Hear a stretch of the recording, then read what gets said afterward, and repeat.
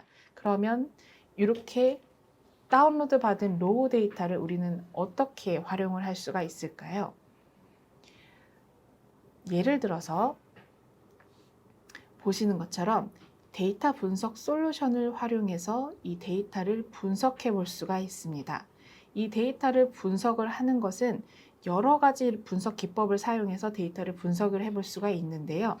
보시는 것처럼 파형을 분석을 하거나 아니면 워터폴이라는 시간의 흐름에 따라 설비의 데이터가 어떻게 변했는지를 분석해 보거나 혹은 보시는 것처럼 스펙트럼이나 FFT 분석도 해볼 수가 있습니다. 그래서 우리는 수집한 데이터를 가지고 이러한 분석을 통해 현재 우리 공장에 있는 설비가 안전한지, 이상이 있는지, 정상인지, 무슨 고장이 나고 있는지를 판단할 수가 있습니다. 또한 이제 저희가 제공하는 여러 가지 분석 솔루션을 활용을 하시면 보시는 것처럼 설비에 대한 최적 관리가 가능할 수 있도록 도움을 드립니다. 그래서 해당하는 각 설비마다 혹은 설비에 설치된 센서 포인트마다 진동의 트렌드는 어떻게 변했는지, 주파수의 특성은 어떻게 변했는지, 그래서 지금 현재 설비가 정상인지 이상이 발생했는지 언제쯤 고장이 날 것인지를 판단하실 수 있도록 거기에 대응하실 수 있도록 도움을 드리는 데이터와 플랫폼을 제공을 하고 있습니다. 그러면 이러한 가치 있는 데이터들을 우리는 어디에서 어떻게 다운로드 받을 수가 있을까요? 네, 지금 보시는 화면을 보시면 bigdata-dx.kr 사이트로 들어가시면 상단에 데이터몰 데이터 마켓이라는 곳이 있습니다. 이곳에 가셔서 퓨처메인이라는 그 기관 쪽에 체크를 하시고 조건부 검색을 클릭을 하시면 보시는 것처럼 지금 무료와 유료로 되어 있는 데이터들을 확인을 할 수가 있습니다. 지금은 대부분의 데이터가 특히나 아까 말씀드렸던 원천 데이터, 가공이 되지 않은 원천 데이터도 무료로 개방을 하고 있기 때문에 이제 기간이 정해져 있지만 무료로 현재는 개방을 하고 있기 때문에 이러한 데이터를 활용을 해서 어떤 설비나 어떤 기계의 결함을 추출하고자 하시거나 이 데이터를 활용해서 어떤 특정한 인공지능 학습을 하려고 하신다거나 이러한 것을 수행하시려고 하시는 분들은 편안하게 다운로드 받으셔서 활용하실 수 있게 지금 개방이 되어 있습니다. 자, 그러면 우리가 이렇게 설비로부터 추출한 데이터를 다른 곳에서는 어떻게 활용을 하고 있는지에 대한 데이터 활용 방법 및 사례에 대해 소개를 해드리도록 하겠습니다. 네, 지금 보시는 사례는 글로벌 화학 케미컬 플랜트에서 실제로 데이터를 활용한 사례입니다. 지금 실시간으로 센서를 설치를 해서 데이터를 수집을 하시고 계시고 이런 수집된 데이터를 쭉 모니터링 하다가 빨간불이 이렇게 딱 떠가지고 이 해당하는 부분을 클릭을 해서 보니 이제 베어링 폴츠라고 하는 베어링 결함이 진단이 된 사례입니다. 지금 이 베어링 결함을 진단하는 그 플랫폼 솔루션은 데이터 분석 플랫폼이 적용이 되어 있고요. 이 플랫폼을 적용을 해서 데이터를 분석을 자동으로 진행을 해서 나타난 결과입니다. 실제로 재미있는 것은 이 플랫폼 상에서 아래쪽 그래프에서 봤을 때 데이터가 하나도 지금 우측에는 없는 것을 볼 수가 있는데요. 이거는 이제 저희 그 플랫폼이 데이터를 수집한 지 딱 15분이 지났을 때, 즉, 학습이 없이 설치를 하자마자 네트워크 연결을 딱 하고 나서 바로 설비에 이상이 있음을 감지하고 진단을 한 결과를 표현을 해주고 있습니다. 근데 이렇게 지금 베어링 결함이 났다라고 빨간색으로 표시를 해주고 있으면 사실 빨간색은 굉장히 극도 불량인 상태로 매우 위험하다고 볼 수 있는 단계이거든요. 그런데 정말로 그랬을까요? 한번 실제로 베어링을 열어보았습니다. 보시면 이 아래쪽이 이 플랫폼에서 데이터를 활용해서 진단한 베어링의 그 폴츠 베어링입니다. 굉장히 심각하게 지금 마모가 되어 있는 것을 확인할 수 있었고요. 이 상단이 바로 이제 정상적인 노멀 베어링과 비교를 해 놓은 건데요. 이렇게 데이터를 활용을 하면 우리가 현재 이 설비에 어떤 고장이 발생했는지를, 그 고장의 단계가 어느 단계인지까지도 확인할 수 있습니다. 그 다음 보시면 재밌는 것은 이 지금 해당 설비가 빨간색 불뿐만이 아니라 노란색 불까지 같이 떴다는 것인데요. 그래서 이 노란색 불을 같이 클릭을 해 보았더니 보시면 파셜 러빙이라고 해서 부분적으로 이렇게 닿는 현상이 발생을 한 것을 확인할 수 있었습니다. 자, 그러면 우리가 또 이것도 같이 확인을 해 봐야 되지 않습니까? 모터를 열어 보았더니 보시는 것처럼 모터의 로터 부분에 이렇게 계속 한쪽으로 닿아가지고 발생한 이제 다른 현상이 발생한 것을 확인할 수가 있었습니다. 이렇게 우리가 데이터를 잘 활용하고 주파수를 잘 분석을 하게 되면 지금 우리 설비에서 어떤 현상이 벌어지고 있고 어떤 고장이 발생하고 있는지를 알 수가 있습니다. 우리가 마치 사람이 몸이 아프면 병원에 가서 검진을 받듯이 우리 설비나 기계들은 말을 할 수가 없기 때문에 이러한 데이터를 상시로 확인을 하면서 설비가 아프거나 설비에 이상이 생긴 것을 지속적으로 모니터링하고 고쳐줄 수 있도록 해줘야 합니다.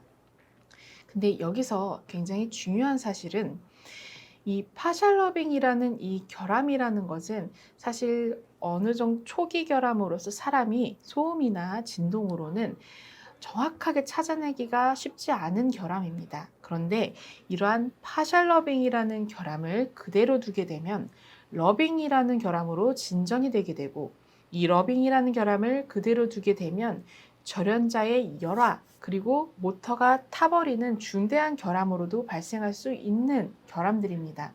그런데 사람도 마찬가지지만 설비도 중대한 결함이 일어나기 전에 사람도 말기암 3주 전, 4주 전에 말기암입니다. 이렇게 알려주면 소용이 없지 않습니까? 이러한 큰 병이 나타나기 직전인 초기 결함들, 예를 들어서 절연자의 열화가 나타나기 전에 러빙이라는 결함, 그리고 러빙보다 더 초기 결함인 파셜 러빙, 그리고 이러한 파셜 러빙보다 더 초기 결함인 에어갭 불평형인 상태일 때부터 지속적으로 알려줄 수 있어야, 즉 초기 결함부터 대처할 수 있게 알려줄 수 있어야 진정한 데이터 분석이라고 볼 수가 있습니다.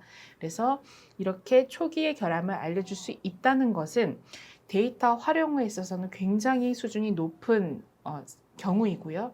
이렇게 초기에 알려줄 수 있다는 말의 또 다른 뜻은 설비가 크게 고장이 나서 고치는 것이 아니라 초기에 적은 유지 보수 비용만 들여서도 이 에어갭 불평형의 상태일 때는 얼라인만 다시 제대로 잡아주면 설비가 정상적으로 되돌아갈 수 있기 때문에 설비가 적은 유지 보수 비용으로 설비를 고칠 수 있다는 것을 의미합니다. 그래서 이 데이터를 잘 활용을 해서 설비가 심각하게 고장이 생겨서 고치는 것이 아니라 초기에 데이터를 잘 활용을 해서 설비를 초기에 잘 고칠 수 있도록 하는 것이 매우 중요합니다. 네, 그러면 두 번째 데이터 활용 방법 사례에 대해서 설명해 드리도록 하겠습니다. 보시는 화면은 굉장히 독특하고 재미있는 사례입니다. 지금 이렇게 초록색 불로 다 똥똥똥 이렇게 나와 있는 것을 확인할 수 있는데요. 요거는 이제 설비에 센서를 부착을 해서 실시간으로 현재 들어오고 있는 데이터를 모니터링하고 있는 것을 보여주고 있습니다. 그런데 재미있는 것은 지금 설비에 보시면 진동 데이터를 모니터링하고 있지만 이 진동 데이터는 굉장히 낮아서 정상적으로 보여지고 있습니다. 하지만 지금 설비에는 문제가 발생한 사례인데요. 이럴 때에는 우리는 데이터가 장난을 치는 것 같이 느껴지는데, 이럴 때에도 우리의 데이터는 굉장히 솔직하게 어느 한 이면에서는 이게 고장 났습니다 라는 것을 알려주고 있습니다. 그러면 우리는 이러한 데이터들을 꼼꼼하게 잘 분석을 해서 데이터에서 이상이나 결함이 발생한 징조들을 찾아내고 추출하고 찾아내서 이게 초록불이거나 진동량이 전체적으로 낮아도 주파수 분석을 해보았더니 고장이 맞구나라는 것을 판단할 수 있어야 합니다. 그래서 제가 아까 말씀드린 것 중에 하나가 진동의 정량적인 값만 분석하는 것뿐만이 아니라 주파수 분석, 정성적인 값도 같이 분석이 되어야지 정말 수준 높은 설비의 예지 보전이 가능하다라고 말씀을 드렸는데요. 바로 거기에 딱 맞는 사례입니다. 진동의 양만 놓고 봤을 때에는 다 초록불로 설비에 이상이 없는 것처럼 보입니다. 전체적으로 양이 낮은데요. 그런데 이제 주파수를 한번 보겠습니다.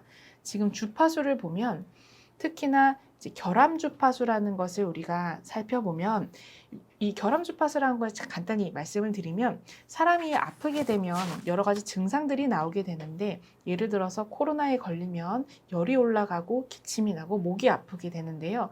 이러한 설비나 장비, 기계들도 아프게 되면 나타나는 증상들이 있습니다. 그리고 그 증상들, 이 고유의 증상들을 우리는 결함 주파수라고 합니다.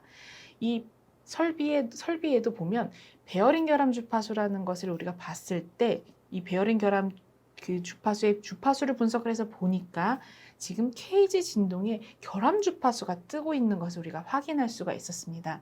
전체적인 진동 양은 작아도 주파수를 보니까 결함의 양상이 뜨고 있었던 것이지요. 그래서 이러한 결함 주파수가 뜬 것을 확인을 하고 알려줄 수 있어야 되고 이렇게 데이터를 전방위적으로 정량적인 것뿐만이 아니라 정성적인 부분도 같이 판단을 해야 되기 때문에 데이터의 활용이 굉장히 중요합니다. 그래서 보시는 것처럼 이제 케이지 진동에 결함 주파수가 발생을 했고 이것을 실제로 우리가 한번 설비를 열어 봐야겠죠. 설비를 열어 보았더니 보시는 것처럼 실제로 케이지 부분에 이상이 생겨서 고치는 것을 확인할 수가 있었습니다. 이렇게 많은 제조 기업이나 특히 설비의 관리가 중요한 공장이나 이런 곳에서는 지금도 실시간으로 들어오는 데이터를 활용을 하고 이런 데이터들을 그냥 활용하는 것이 아니라 굉장히 고난이도로 높은 수준으로 전체적으로 활용을 해서 설비에 대해서 모니터링을 하고 고장을 판단하고 진단을 하고 관리를 하고 있습니다. 이러한 관리를 하는 게 이렇게 많이 쉽지는 않겠지만 또 그렇게 많이 어렵지는 않습니다. 이러한 과정들을 저희 이제 퓨처메인이 빅데이터 플랫폼 내에 데이터도 개방을 해드렸고 또 연락을 주시면 이 데이터를 사용하는 방법 그리고 센서를 어디에 부착을 하실 수가 있는지 그럼 센서 부착된 데에서 어떤 데이터를 추출을 해야 되는지 네, 이 부분에 대해서도 정확하게 설명을 드릴 수 있도록 하겠습니다. 그러면 일단은 이번 세션에서는 교육에서는 저희가 빅데이터를 활용하는 방법이라든지 어떤 데이터가 중요한지 데이터가 같이 쓰려면 어떤 부분을 고려해야 되는지에 대해서 설명을 드렸고요. 추가적으로 이제 궁금하신 부분이나 더 질문이라든지 이런 사항이 있으시면 이 해당하는 동영상 아래에 있는 연락처로 연락을 주시면 제가 성심껏 답변해 드릴 수 있도록 하겠습니다. 그러면 장시간 동안 긴 강의 들어주시느라 너무 고생 많으셨고요. 지금 개방되어 있는 저희 퓨처베인의 데이터를 활용을 해서 재밌게 활용을 하시고 마음껏 활용하셔서 가치 있는 어떤 목적을 이루시길 바라겠습니다. 감사합니다.